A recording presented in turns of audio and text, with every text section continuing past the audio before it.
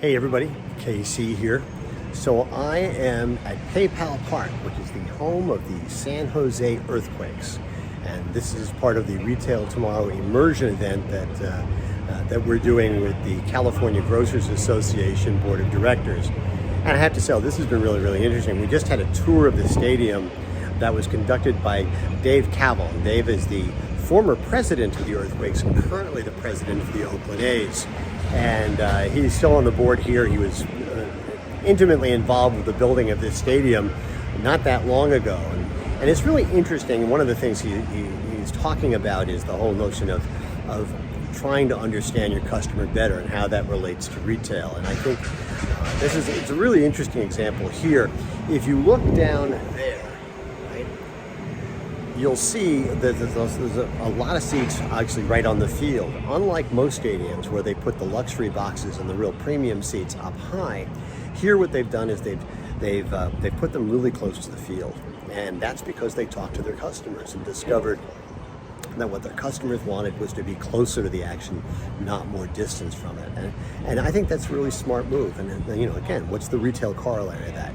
Are you bringing your customers closer to the action? Are you letting them peek behind the curtain from time to time to let them see what's going on, to make them more connected to what your store is doing? The other interesting thing is actually back there behind the scoreboard, they have what they call the longest continual bar in North America, which is an enormous draw for people. And it's just beautiful. But beyond that, they will park food trucks and they bring them in on a rotating basis, and which has done a couple of things. First of all, they were able to cut back on the kinds of concessions they offered because they were going to have food trucks here.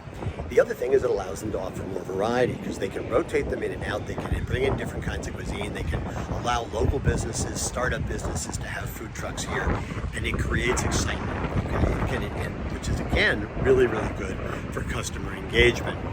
You can learn a lot about how to run a retail business if you talk to somebody who's in the sports business, especially because more and more sports venues have to develop systems, and they have to develop properties that are going to engage with different kinds of customers in different kinds of ways, and that's what they've done a really good job of here.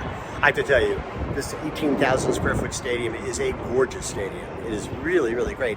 I've only been to one or two soccer games in my life, but I'd come here because it just seems like it would be a great experience. And listen, they sell out almost every game. They've got a lot of corporate sponsorships, and Major League Soccer is on the move because Apple has just signed a multi-year streaming rights that's going to bring a lot of money into the league, which is going to allow the teams to invest and grow and generate even more interest doing that way. So anyway, again, looking at what different kinds of businesses do to attract customers is a really valuable process to go through. And then you look around and you say, how can I apply that to the retail experience? Anyway, that's what's on my mind this morning. And as always, I want to hear what's on your mind.